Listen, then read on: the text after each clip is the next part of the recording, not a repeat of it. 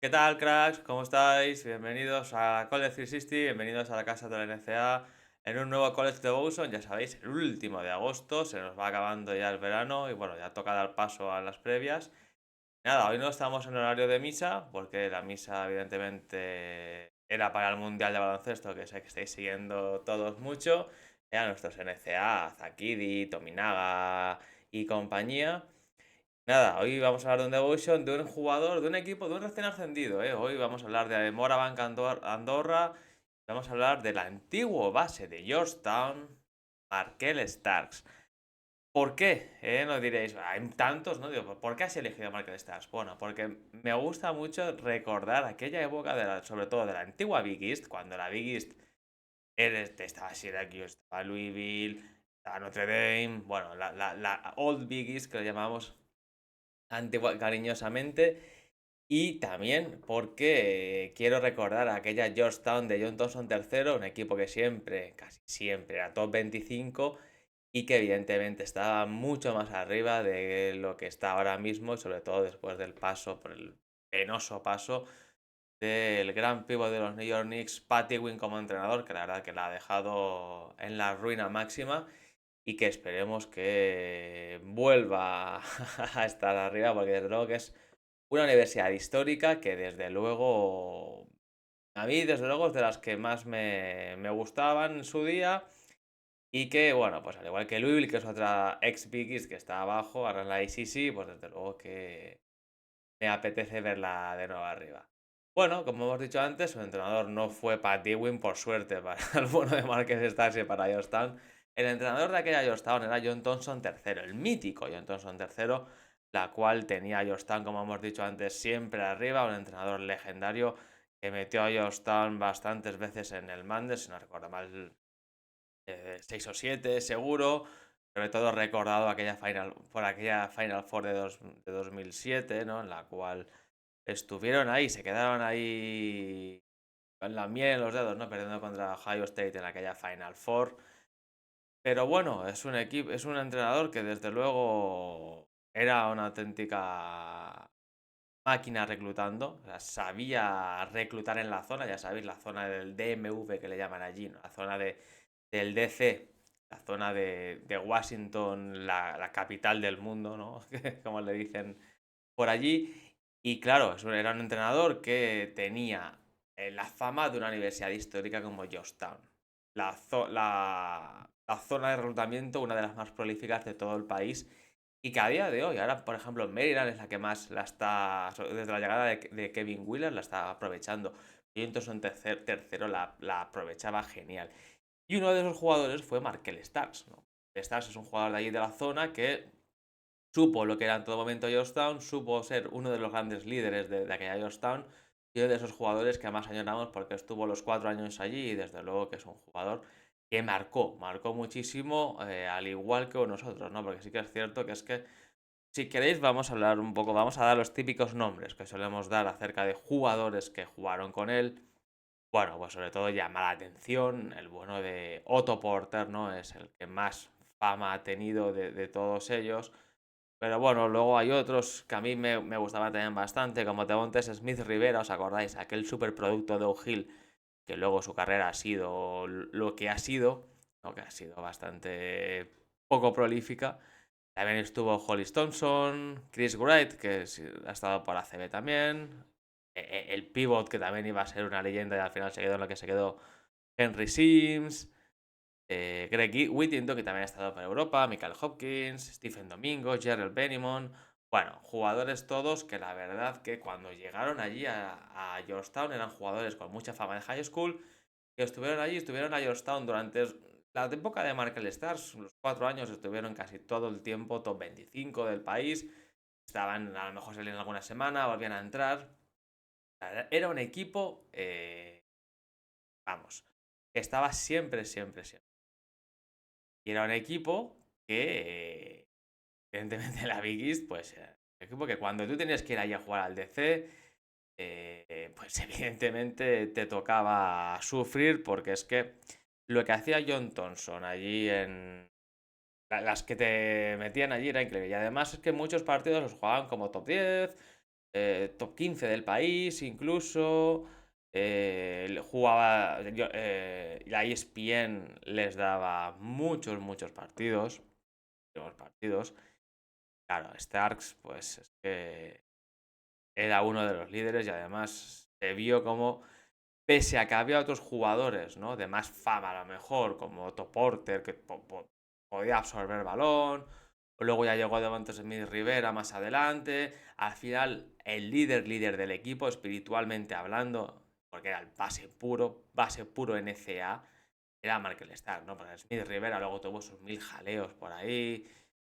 Joshua Smith, que luego estuvo en Nucla, ¿os acordáis? Perdón, que también estaba en Nucla.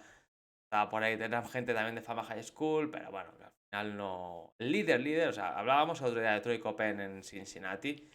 Bueno, Markel Starks es un jugador muy del estilo de Troy Copen, ¿no? O sea, el líder de aquella Georgetown, que era capaz de ganar hasta títulos de la Big East y de pisar el Madness. O sea, es que Markel Starks pisó el Madness en 3 de sus 4 años, quitando el último año, que es el único que ni siquiera llegaron a ganar 20 partidos.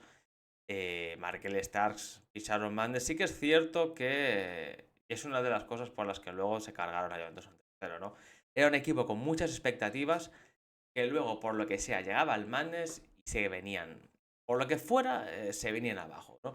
Y sí que es cierto que jugó 3 veces el March Madness, pero solo ganó un partido en la temporada del Madness del 2012, en el cual ellos llegaron a ser número 2, un seed 2 del March Madness. Le ganaron a Belmont por 15 puntos. Perdón, por seed 15, sí, sí. A Belmont seed 15 por 15 puntos. Pero en la segunda ronda perdieron con North Carolina State en un partido súper ajustado. Y luego es que, pues, el año anterior perdieron contra la siempre complicada BCU. Y al otro, en el último año, igual, jugó Markel Stars, pues, claro, volvían a ser número 2 del Madness. Y claro, jugaron contra Florida Gulf Coast, que si os acordáis es la famosa universidad conocida por el Dunk City, el cual protagonizó uno de los upsets y de los runs en el March Madness más gloriosos que se recuerdan en los últimos años en el Madness. Los míticos Brett Comer y Chase Filler junto a Sherwood Brown, que eran los 3 jugadores más conocidos de aquella Florida Gulf Coast, junto a Filip Svetikanin, el croata, no sé si os acordaréis, sobre todo Brett Comer, que ya es asistente en la Atlantic Sun, por cierto, y el bueno de Chase Filler, que está jugando por ahí por Japón, si no recuerdo mal, eran aquellos líderes de una Florida Gulf Coast que se cargó a la Georgetown, de Markel Stars, de Devonta Smith Rivera, de Otto Porter, de Javier Trawick, que lo hemos comentado antes, de Greg Whittington, que estuvo suspendido tiempo en aquel año, y desde luego que fue uno de los petardazos de aquel Madness y de los últimos años del Madness, porque al final aquella Dunk City del Free 16 estoy seguro que muchos la recordaréis, porque era un estilo de juego muy divertido y la verdad que yo, hay muchos, este partido estoy seguro que está en YouTube, en el YouTube del March Madness para ver porque es una. Y el entrenador de aquella Florida Gulf Coast era Andy Enfield. Pero bueno, no le quiero hacer un devotion a Florida Gulf Coast, ojalá, o sea, me gustaría muchísimo hacérselo, pero tenemos que hablar de Markel Stars. Quitando esos petardazos en el Madness, es un jugador ganador, es un jugador que ha ganado casi el 70% de sus partidos en Georgetown, el 60% en la Big East más dura que se recuerda, un jugador que ha pisado 3 veces el Madness, pero lo que más se le recuerda es por ser un líder. A sus estadísticas que siempre solemos hablar, ¿no? Es un jugador que jugó 3 años, los últimos 3 años el juego de titular, fue de menos a más, tanto en puntos como en rebotes como tal, pero al final se nota su mejor año, evidentemente, fue el último, donde promedió 17 puntos, 4 asistencias. El año junior, que fue el tercero, promedió 13 puntos y 3 asistencias. La verdad que sí que es cierto que con 2 pérdidas por partido, Y con sobre todo lo que más me llama la atención de recordarlo, que sí que es verdad que yo me acuerdo que fue una de las lacras de aquel último año fatídico de Georgetown donde no clasificó al Madness, es que no metían un triple. Y promedió un 32% en su último año lanzando de tres. Sí que es cierto que el año anterior promedió más de un 40%. O sea que es un jugador que a lo largo de la carrera yo supongo que ha mejorado ya ese tiro de tres. No, es un jugador que mete mucho eso. Al final, Markel Stars también, aparte de ser un gran líder y ser un organizador puro, es un anotador. O sea, puede lanzar de fuera, un jugador que se sabe sacar sus puntos. Y desde luego que para mí es un fichaje súper interesante, súper interesante para Andorra. Porque sí, esto es lo que decimos siempre, ¿no? O sea, si está centrado como tiene que estar, si al final se centra en el baloncesto y si acepta esta oportunidad como algo interesante, jugador ya de más de 30 años, que ha pisado por muchas ligas, ¿no? O sea, el jugador su último equipo fue Fenerbahce, entonces Fenerbahce no ficha a un jugador que evidentemente sea malo. Otra cosa es que tenga nivel para jugar en Fenerbahce, que yo creo que no. Pero es un jugador que si se centra jugando un partido por semana, centrándose en ACB, creo que es un fichaje, al igual que lo dije con Troy Copen, me parece un fichaje súper interesante y que desde luego Andorra ficha a uno de esos jugadores que nos llaman a nosotros mucho la atención en este Devotion, porque ya sabéis, 4 años de menos a más, un base true floor general, como lo llaman allí, ¿no? Un jugador que organiza, un jugador que sabe meter puntos, un jugador rodeado de estrellas también en su equipo, o sea que es un jugador que sabe lidiar el ego y es un jugador que ha jugado partidos muy importantes en la NBA, así que yo creo que ya además no llega de nuevo, ya llega con muchos años de experiencia. Me parece un fichaje interesante y vamos a ver qué rol se le da a Andorra, si de titular, de suplente, porque creo que si está centrado puede ser un fichaje súper interesante para esta ACB que nos deja muchos nombres que me apetece mucho hablar. Y que nada, hasta aquí el Devotion de hoy, dedicado a Markel Stars y a Georgetown. Y nada, ya sabéis, como siempre, suscribiros a YouTube, ya sabéis que lo hemos cambiado, ya habéis visto que está todo más organizado. Darnos a me gusta al vídeo, a los tweets, ya sabéis, en Twitter, Instagram, todos los canales oficiales. Sobre todo, si tenéis alguna duda, ya sabéis, nos podéis preguntar y nosotros la respondemos las preguntas, cualquier sugerencia, como siempre, cualquier cosa. Hasta aquí el Devotion de agosto.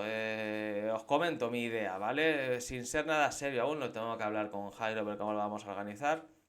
La idea sería hacer un Devotion general con todos esos nombres que no hemos hablado de los fichajes que llegan a ACB, hablar por encima de ACB, de Liga Leboro, que tengo un par pendientes por ahí de hacer que me apetece mucho hacer, Cameron Crackwit y compañía, al de Barcelo que me dijo el gran Gustavo Mariño. Ha llegado también gente interesante a Alicante, que me gusta mucho hablar. Y la verdad que en la Liga Leboro hay bastantes jugadores interesantes y les vamos a dedicar también un Devotion porque ya sabéis, un tipo como Steve Asturia, ¿os acordáis? Leyenda de Notre Dame, acabó en Palencia y luego ya sabéis que ha hecho carrera en Europa. Y cuando empiece la Euroliga, pues sí que me gustaría hablar sobre todo, así por encima, ¿no? Un poco de jugadores interesantes que llegan a Euroliga, ya sabéis. Frank Kaminsky, todos estos, que llegan muchos este año, ¿eh? Llegan unos cuantos interesantes NBAs a Euroliga. Me apetecerá también hablar, tenemos 4 pinceladas sobre todo jugadores a seguir y ya si da tiempo, un poquito de Eurocup, si da ya la vida, pues también haremos. Que nada, ya sabéis que el Devotion se acaba así como Devotion semanalmente, pero bueno, no os perdáis nada del canal, suscribiros a YouTube, súper importante, porque van a salir vídeos súper atemporales, ya sabéis, pues a lo mejor cuando empiece la ACB sacamos un Devotion de jugadores ACB, con la Lebor igual, la Euroliga, bueno, un poco de todo, ya sabéis, Jairo tiene ya sus memorias esta semana, súper importante las memorias de Jairo, que trae una sorpresa increíble. De nada, hasta aquí se acaba el vídeo de hoy de la casa de la NCA, ya sabéis, suscribiros, ya sabéis, como siempre la NCA en College 360, ya sabéis, la casa en español de la NCA, ¿dónde si no? Porque ya sabéis que en septiembre llega lo bueno, llegan las previas, top 50 de College 360, los 50 mejores equipos para nosotros. Vamos a hacer una previa rápida, fresquita de unos 20 minutos acerca de los equipos, sobre lo más importante y sobre lo que no. Y desde luego que os las recomiendo porque son bastante interesantes. Y ya sabéis, yo me despido y como siempre ya sabéis, la mejor NCA en College 360, la casa de la NCA. Hasta luego.